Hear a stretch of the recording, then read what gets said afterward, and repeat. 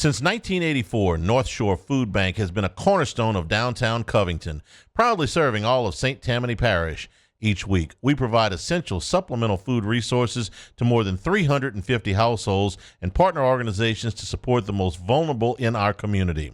Directly addressing food insecurity through a number of different programs, North Shore Food Bank specifically delivers weekend food bags to 8 different public elementary schools and also to operate student choice pantries in 3 public high schools for those experiencing homelessness. Join the fight. Visit northshorefoodbank.org to learn how. And we welcome you into the Handycast. I'm Charles Hanagriff along with former LSU coach Dan Canevari as we are into game week now as LSU gets ready to start the 2026 season. If you missed our podcast last week on the LSU pitchers, you can go back and check that out on YouTube. Today we're going to talk about the hitters and the lineup. Dan, did you guys ever start a season with the exact same outfield that you had the year before? Because that's where I want to start. I want to start in the outfield, and we're going to talk about maybe order here in a little bit. But I want to talk about bringing back all 3 of your starting outfielders. That's rare, I would think. Very rare. It doesn't happen a whole bunch. So they not only bring back all 3 starting outfielders, but all 3 of these guys have played in center field. And so I'll give you their offensive numbers in a minute, but you got experience out there. You got great range out there for this LSU outfield. Great defensive outfield, great offensive outfield. I mean, you've got some people. I think the big key to the outfield and with the experience out there is having Chris Stanfield come back. That really solidified the outfield. We knew we were going to have Curiel in center field. We knew we were going to have Jake Brown back. But then Stanfield just gives you that stability in left field. Curiel is going to be a top draft pick. So it's really a great thing to have everybody back. And that doesn't happen much because a lot of times back when I was coaching, you had freshmen that grew into sophomores. Guys worked and waited.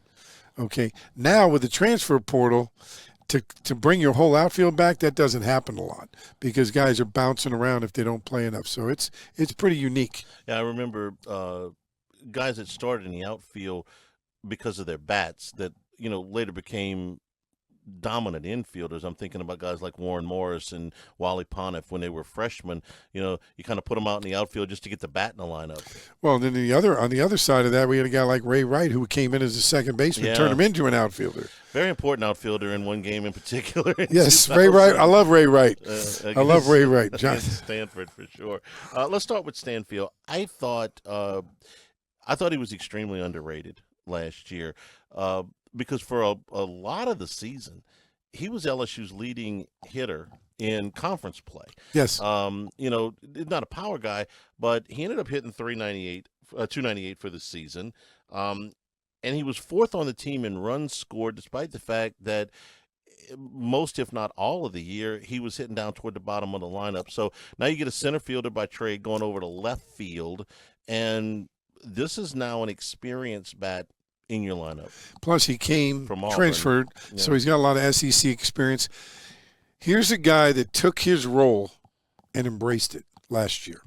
And there's nothing that a coach likes more than to have a guy in the 9 hole that's comfortable, that's a team guy, because really the way Jay does his lineup, he's really the second leadoff hitter. Yeah. And so if he gets on base, now you got the top of the order. And to quote the great Tommy Lasorda, okay, he was interviewed after a game, and they interviewed him, and they said, Coach, it was you guys won the ball game, but you only had 8 hits, and the other team had 15. Does that concern you? And in Lasorda method, he said, it only concerns me when they change the game and the team with the most hits that wins. Right. Because right now we had more runs, so I'm happy with that. If Stanfield can score runs, I've always been big on offense. There's really only 3 things I'm looking for as a coach on offense. I'm looking at your runs scored, I'm looking at your RBIs, and do you take strikeouts looking? Because that's really the key. Do you fight at the at-bat if you make it out? Do you swing and fight for the strikeout? But the big thing, do you score runs? Do you produce with your hits and your walks? Do you produce runs? And Stanfield is the greatest at that if you look at what he did. Yeah, the runs scored were really up there, and he's got great speed. They don't steal very many bases. That's Why not. would you when you hit like we do? Yeah, there's not. I mean, he stole a half a dozen bases last year, but that's not really He can steal when he has to. when they have to. Yeah, for the year, I think LSU stole 50 bases. So it's not a big part of what they do, but he can run if need be. We're brought to you by Bayou Apparel, helping local businesses communicate their message since 2009. If you want anything LSU, go to everythinglsu.com. Everythinglsu.com. A few local LSU official licensees. Bayou Apparel is in that number. Whether you've got an established brand or a new one, their design experts can help you create eye-catching designs that fit your company's message with logos, event T-shirts, and promotional items for your business. Call 225-928-9090 or go to the website at everythinglsu.com. In center field, Derek Curiel is back. He is a draft-eligible sophomore, so this will be his last year with LSU. He's going to be very high. Especially when you're ranked number 8 in the country to be draftable kids. Yeah. He came in with an enormous amount of hype and lived up to it, and that's so hard because the expectations here are so great. He had 345, 7 homers, 55 runs batted in, 470 OBP, led the team, 67 runs scored, tied for the team lead. He played mostly in left, but played a little bit of center. And at one point, he went 2 months without going a game without getting on base. So you tell me, when you have a freshman year like that, what you can expect as a sophomore. I would tell you that, everybody's going to be kind of targeting him, looking at him as the one guy in the lineup. But, Dan, to be honest with you, there was a lot of that last year. So you tell me, year 1 to year 2. Well, when a guy, hits for 2 months and gets on base for 2 months straight, basically, he's going to get targeted. I mean, he's the key to their offense. He's a great player. I think, the media's hit on this a lot, but the kid put on 20 pounds. They looked at Jay, the great coach that he is, sat down and said, okay, what do we got to do to make you better? And that's a hard thing when you had a year he had. Yeah. And the answer is, can you keep the weight on? He said he lost 7-8 pounds during the season last year. Get the weight up. Get more strength, maybe get a little more pop in his bat. That'll help him. If he's a center fielder with some pop that can have some range, probably throwing a little bit better, maybe steal a little bit more, or have the ability to steal a little bit more. There's not much to work on. What makes this kid special? I want to take this moment to give some props to some people. His character, his humanity. The kid's very religious, got a great family, very mature, very well-spoken. I spent some time with Jay Johnson last week. He and his staff, Josh Jordan, when they recruit Josh Jordan and Josh Simpson. Got to be Josh to recruit at LSU. Yeah. But, or at least have a first name with a J. Okay? They work really hard at the character of the kid. Everybody can evaluate talent. But can you find the kid that's got the character? And that's one of the keys to Jay's success, and he's big on that, which Skip was big on. And I think that's huge. Not that the other coaches don't do it, but it's like a guy that can really evaluate talent, that's a gift.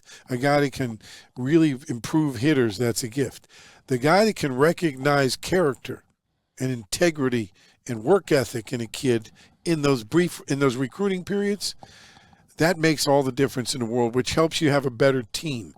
Jay's really good at identifying, he and his staff, really good at identifying character, and he's not recognized enough for the ability to put a team together, especially in this transfer portal era.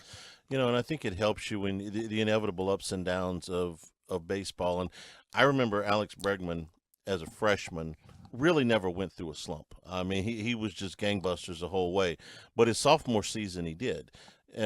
Adjustments, bad luck, whatever. He went through about a three-week period where he was really fighting it. But every time you just looked up, there he was just, taking more ground balls, back out there, getting back in the cage. And I think, Dan, look, the game is built on how you deal with failure, right? Okay. It's the whole game. Yeah. So it's the game. That's the key to everything. Nobody hits 900. So, all of these things you're talking about from a personality makeup help you when the game eventually throws you something that ain't good, right? Well, we were talking about last week when we talked about Schmidt. Yep. Okay, Curiel comes in with all the hype. He's got all the preseason hype. Remember, he's still 19, 20 years old. Yeah. You know, and a guy like Bregman. But when they come in and they have a good freshman year, they're going like, I got this thing down. And now Curiel, my draft year is coming up. Okay, I'm ready. You have a natural tendency to kind of say, I got this. And that's the kiss of death in baseball. Okay. But then the second thing is now you're looking to up your performance from the year before. So you put undue pressure on yourself. And so that combination gets you in it. But the great ones like Bregman and Curiel may go through this. Hopefully he doesn't. You know, the sophomore slump. They just come to grips with the fact, and they talk to people, is I'll keep working with my routine. I'm a great player. If I don't get in my own head, everything's going to work. But there are going to be ups and downs and slumps because I'm playing against some great players, and the expectations I have are hard to meet. But just stay on the course. And once they learn that, then they're solid the rest of the way. Look at Bregman's career in the big leagues. I mean, he's just been solid all the way through. Look for Curiel to fall into that same category. I got a theory on sophomore slumps, and you can tell me if this is complete hogwash or not. If you're preparing to play LSU this year, you're preparing for Derek Curiel with an entire season's worth of film on him. You can go and this is the guy you want to attack, right? This is the guy that scares you. This is the guy that can go 3 for 4 and drive in 4 runs and beat you. So you're gonna concentrate on that guy. You're gonna focus on that guy. You're gonna look at all. Let me check my notes here real quick. All 258 at bats and find out the few things he struggled with, and that's all you're going to feed him.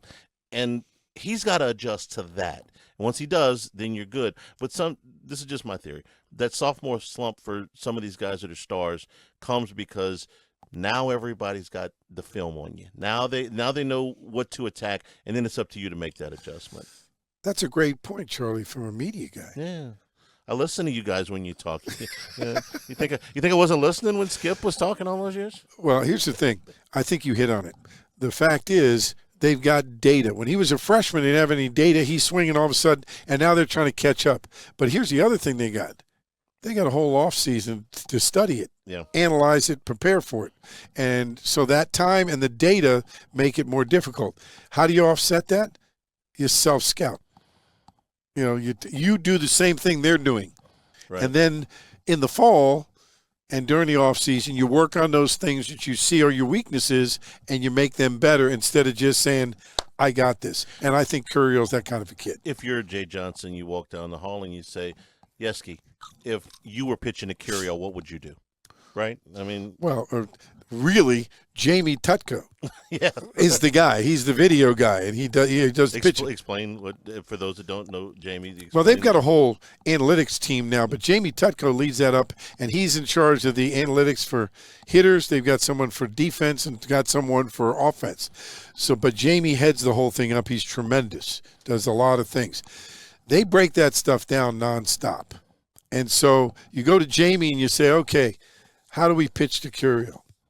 And then you anticipate that, and then Jay and the chief, the hitting gurus, they get together and go, okay, we got to work on this. How do we fix him up? How do we make him better? And then that's what they work on.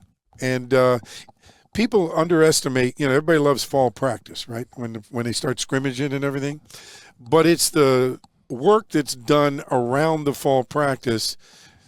In this day and age of what I'm doing now with Youth League Baseball, it's the private lesson, it's the small group training. That's where during the off season you can really improve and develop the kids because there's no pressure to perform, and you can make adjustments and they can fail and they won't ditch it quick. And same thing with college guys, they won't ditch it because they're not being successful in a game. You're not going to fix anything with Curiel in March. Right. Can I be honest with you? In the fall, I'm usually watching football. So I pick up in the spring. Right, okay. But I know you guys are working. Right. I'm usually watching football. Well, like you said, like what Skip said, when I came here, there were two sports at LSU, football and spring football. Yeah. And we understand that, especially now. Right. I mean, it's been the talk. And we love football. The better they do, everybody does better. So don't get me wrong. But, yeah, we baseball coaches, we do a lot in the off season. And if you love baseball, we got a tour you can't miss at Marucci Sports, the Marucci campus here in Baton Rouge, makers of the official bat of Major League Baseball. You can see firsthand how the bats come to life. Book your ticket at Marucci Campus Tours. You go behind the scenes at the working facility, the wood shop, the paint booths, the finishing rooms. Plus, they've got some museum-style exhibits, hands-on installations, and the exclusive history of Marucci's craftsmanship and culture. Each tour includes access to the campus tour gift shop, limited edition gear you can't get anywhere else, and tour guests get a 20% coupon off of items at the campus tour store. You can book your tour at maruccisports.com/campus-tour. maruccisports.com/campus-tour. Been on this tour myself. It's fantastic. You get to see how the sausage is made a little bit, but they got some really cool exhibits. I love that the walls are lined with baseball cards in parts of the facility, so you can really see a lot of the history of it at Marucci and MarucciSports.com. Let's talk about Jake Brown as we round out the outfield in right field. 320 last year, 8 homers, 48 ribbies. Dan, what I'm looking for him, first of all, great athlete, and I think he's going to have a big year. I thought he got better as the year went along. He slugged .528 last year. That trailed only Jared Jones and Ethan Fry, who both really big guys, okay? I think the power numbers are going up this year for Jake Brown. Power numbers are going up. Remember one thing about Jake Brown that people kind of forget. Remember when he came here, he was a pitcher and a hitter. Yeah. Now he's just a hitter and an outfielder. Okay, that means he's spending more and more time at hitting. He's getting better and better and better. Okay? Like you said, his power numbers are up.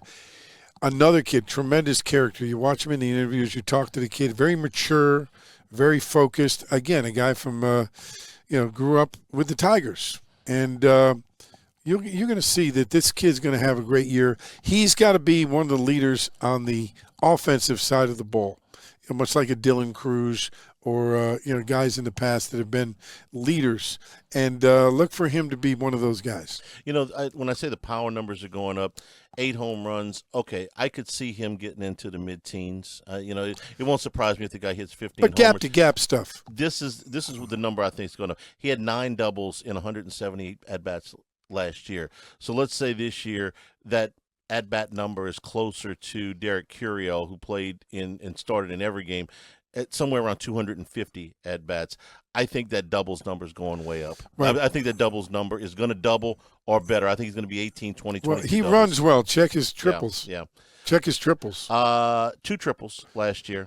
Hard to triple in that park, the Alec box, don't you think? You get it. He's a lefty. You get it in the right field corner. You can. They cut down the triples when they put in the load seating. It was no, they did. You're making a joke, but that's no. really I'm not making a joke. That's real. If the ballpark got smaller. It's a very difficult park to triple in because the corners are not big. There's not a lot of foul. Neither the gaps. Yeah, right. You're 365 to the gaps, so. Hitting a triple to the gap, you almost got to hit it off the wall unless you got really good wheels. And then he's got good wheels. He does. And in the corners, you're not going to see balls carry them around a whole lot with a lot of foul territory. And then you're right, they took the bullpens and they put them out of play, and now you got the club that used to help you a little bit with a triple. Yeah, they could bounce off the mound and give you a little fun. Off the Plus, you had a tarp. You used to have a tarp out there. The tarp, the bullpen benches, all of that stuff. So it's not an easy park to triple in for really anybody. Plus, the SEC parks are all small. There is compared to parks in the past. I asked Jay this before they went to Texas and Oklahoma. I said, "Is there a pitcher's park in the conference?" Not really. Now Oklahoma, because it was so doggone cold when they went there last year, the ball didn't carry. But there, and maybe Dish Falk at Austin be the closest thing to a pitcher's park in the league. Everything else is a bandbox. Everything else you can get the ball out in a hurry. But triples are tough in Alec box because there's not a lot of room. Jake's just got him on the road. Yeah, that's right. That's right. Well, and I asked, not to get off on a tangent here, but I asked Jay about building a team to win in the Southeastern Conference. You got to build it with the power bats, okay?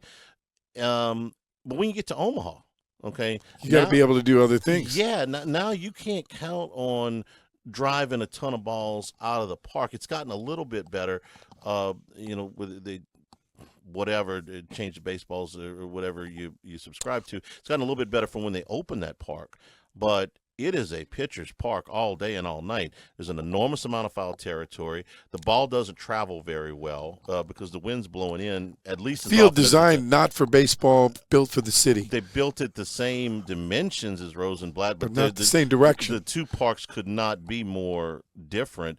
So you got to build a team to win in the SEC to get to Omaha, and then when you get to Omaha, you got to do those other things. I remember the first time I went out to Long Beach.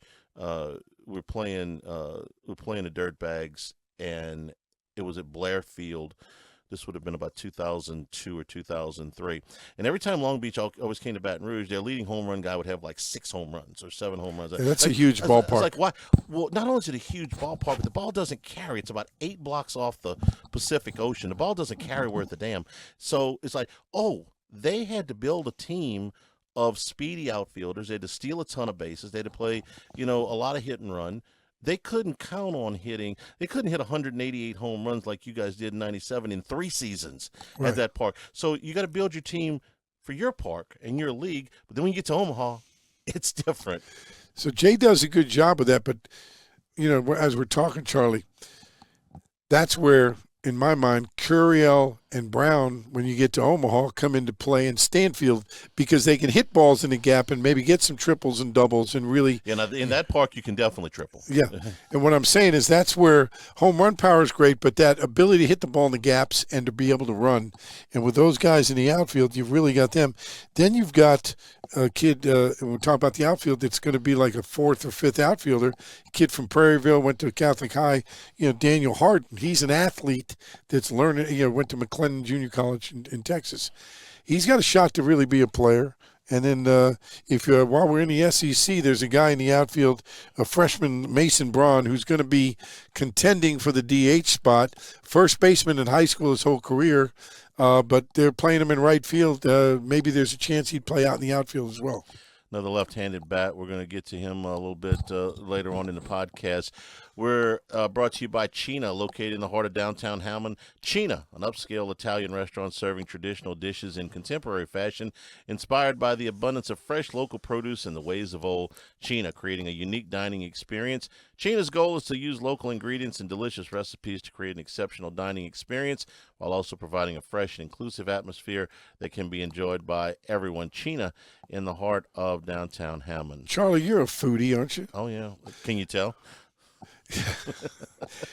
I've been to China's, Hammond, been there a lot. Guy, Chance that runs it, great guy, does a good job. Yeah, no, I've been by myself. I'm waiting for you homemade to take me pasta. Though. Yeah, no, it's delicious. I know your buddy Jimmy Ott goes there. I've seen him there. Yeah, he's familiar with the place. It's a really good. I'm waiting for you to take me out to dinner, man.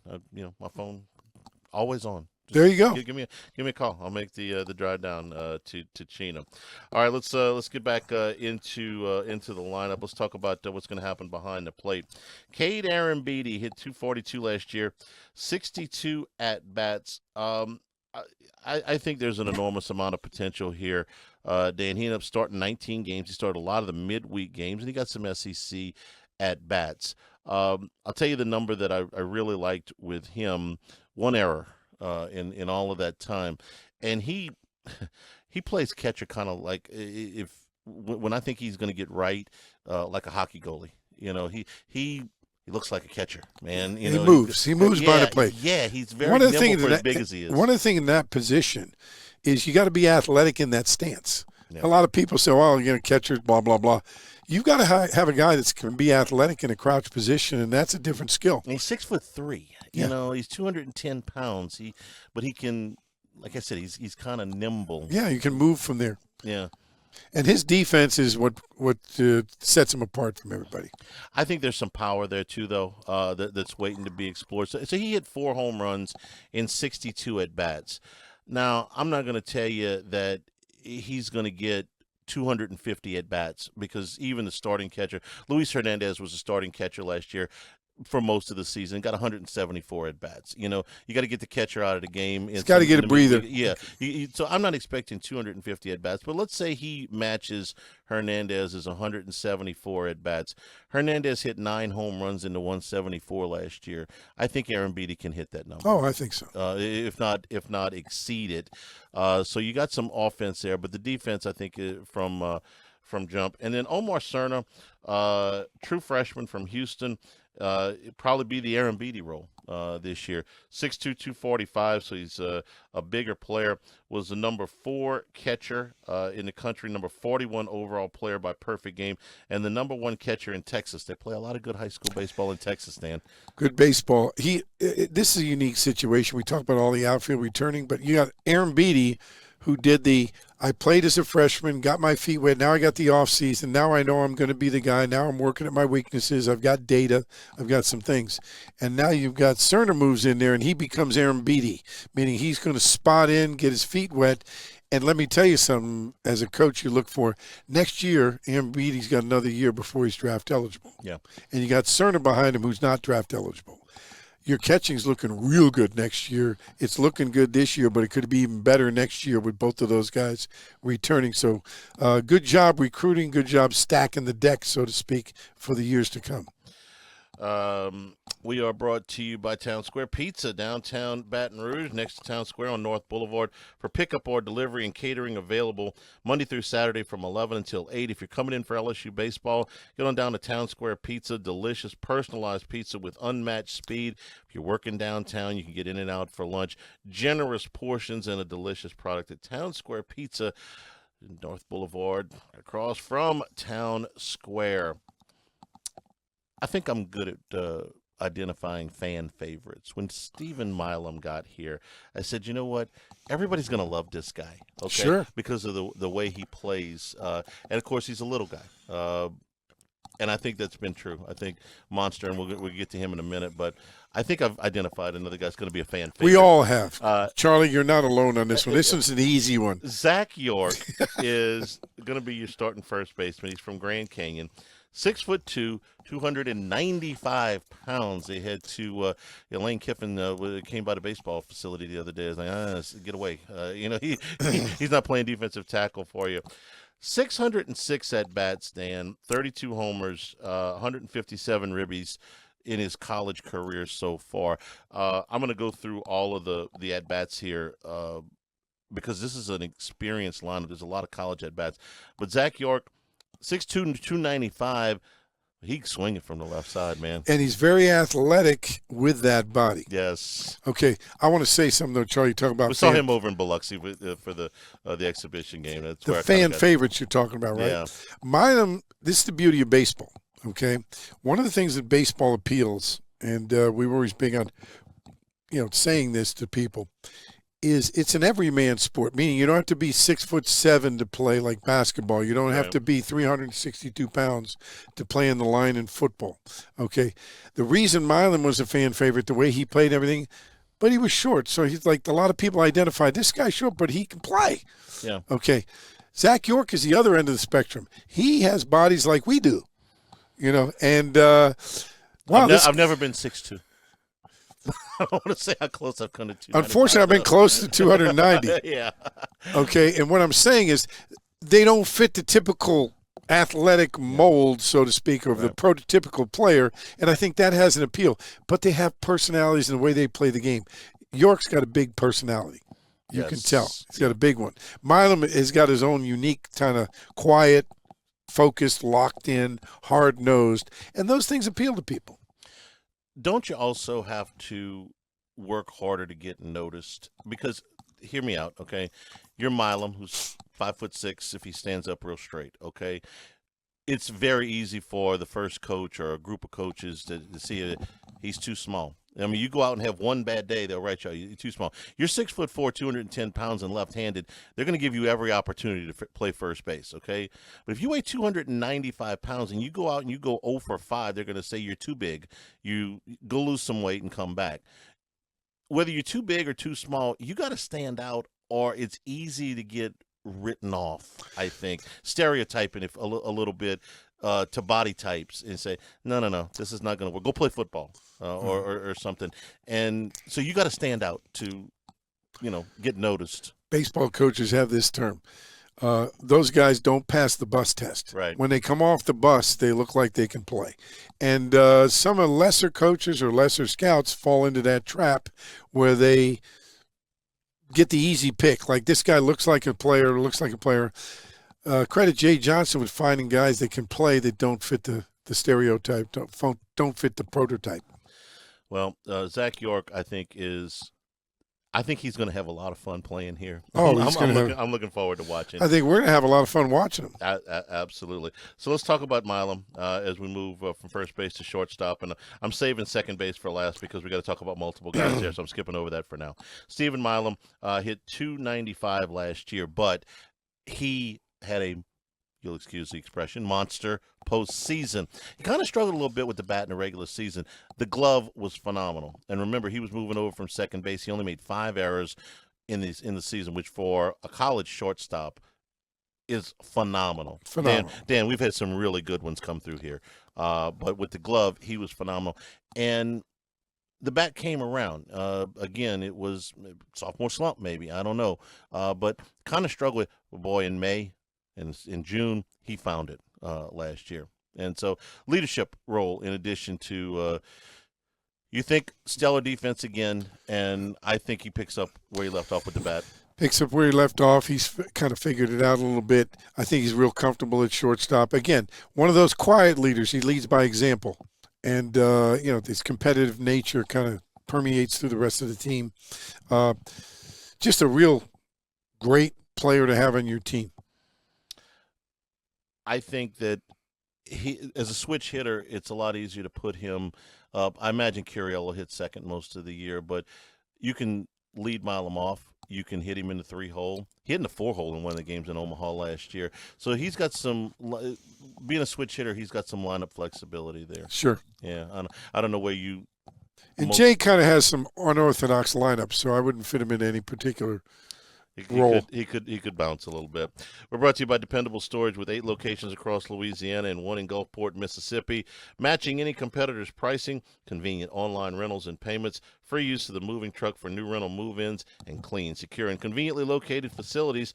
Check out the website at dependablestorage.com for locations, pricing, and rentals. Like Skip Bertman always says, at Dependable Storage, we want your stuff. To your starter for Milam. Again, you're talking about 500-plus at-bats. York, 600 at-bats. Trent Caraway, right-hander from Oregon State. 2 seasons at Oregon State, hit .281, 14 homers, 20 doubles. This is another guy with a ton of college at-bats. And Barcano, he heated up last year at the end, just kind of like Milam did. He was the MVP of the Corvallis Regional, hit 6 homers in that tournament at Oregon State, where they got a pretty good baseball program. That is a record at that school. And he slots in here at third base. Slots in at third, backup shortstop for Milam. Yeah. A lot of experience. Great move to get him from Oregon State. They lost a conference. Right? Yeah. They didn't lose a game. They lost a conference. And but a guy very capable, a lot of college at-bats. I'm sure going to improve on his numbers with the coaching on offense from the chief and Jay Johnson. So good on defense. So the infield defense, I think, is real strong. It would be hard-pressed to be as good as it was a year ago when Dickinson at second and Milam at short and Braswell at third. That's good as it gets. Maybe as good a defensive infield as LSU's ever That's had. what I'm saying, as good as it gets. When the shortstop only makes 5 errors the whole year, and as a team, I think Braswell had 3, Dickinson had 4, and Milam had 5. Okay, yeah. I mean that's as good as you can do. So you're looking to don't forget the first baseman too. They kind of come into play there. They did, and you know what? Jones, he had some errors, but he also I thought became really good. Kind of a little picking machine there. He was very good. Nobody's Trey Morgan, but he was very good. Yeah. He got the hang of it to go with the bat. All right, so we're talking about at bats. York with 600, Simpson with, Caraway with 2 full seasons at Oregon State, Milam 2 full seasons at LSU. Now you got a 3-headed monster at second base. Tanner Reeves, who was here a year ago, Played 43 games last year at 262, but 2 full seasons at Blinn. Great junior college player. Hit almost 400, hit 398 at Blinn. Seth Dardar, who comes over from Kansas State, 2 years at Columbia. Again, 530 at-bats for his college career. Braden Simpson, 3 seasons at High Point, another 530 at-bats, hit 323. So you've got 3 second basemen, Reeves, Dardar, and Simpson, who all figure in. I don't know what kind of rotation he's going to go with at the beginning, but I expect all 3 of these guys to have some time. All 3 of those guys will have some time. I think the opening weekend, knowing Jay, I'm just guessing here, but knowing Jay, Tanner Reeves would get the start on Friday night just because he's been here. He's got some experience, and it's a big deal to open up at Alex Box on a Friday night. I think the biggest thing with these 3 guys is who's going to step it up when the lights come on at Alex Box, because everybody plays well, at other places, but it's a little different at Alex Box on a Friday night. Reeves, obviously all 3 of these guys throw right-handed, playing second base, but you got 2 left-handed bats. Reeves and Dardar both hit from the left side. Reeves at Kansas State, 18 doubles, 13 homers, so there's some power there. But this is a decidedly left-handed dominant, and part of that's by design. Jay wants a lot of left-handed. Jay loves left-handed hitters. Okay. Again, 19% of population throws left-handed. Well, then this is not indicative of the population in this lineup, because York is left-handed. Reeves and Dart are 2/3 of your second base. Let's call it a platoon for now. Are left-handed. Milam's a switch hitter. Caraway at third base obviously is a right-handed arm, also a right-handed bat. Curiel's left-handed. Jake Brown is left-handed. Mason Brown is left-handed. If you're going to get him in the lineup as a DH, that's a lot of lefty bats, and so I wonder if Simpson against some particular left-handers might be the choice at second base, just to get another right-handed bat in there. He's a chance to get in there. I'm going to correct you though, Charlie, but I was saying left-handed pitchers, meaning right-handers. Left-handers are going to face right-handed pitchers. There's a ton more. Yeah. And so that's why Jay likes it. The percentages are in your favor with that one. But yeah, you can see Simpson, coming in there and getting some at-bats. Also maybe in the DH role, because you're looking at Mason Braun being the DH as a lefty. So, there's some flexibility there. With Milam being a switch hitter helps so much. Oh, yeah. Especially because it's going to be at or near the top of the lineup. But it's lefty dominant. That's not a bad thing. But if you're looking at, some platoon situation at second base, I think that helps Simpson a little bit against certain left-handed. I think that's going to be the one that evolves and kind of settle into how that 3-headed monster works out. We are brought to you by the Baton Rouge affiliate for USSSA.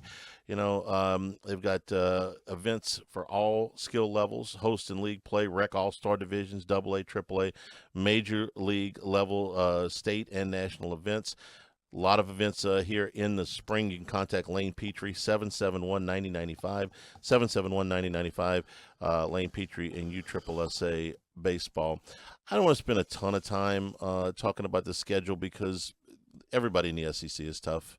There's no – and you really don't know right now. Right. More than ever, Charlie, because of the transfer portal. Everybody's got a new team every year.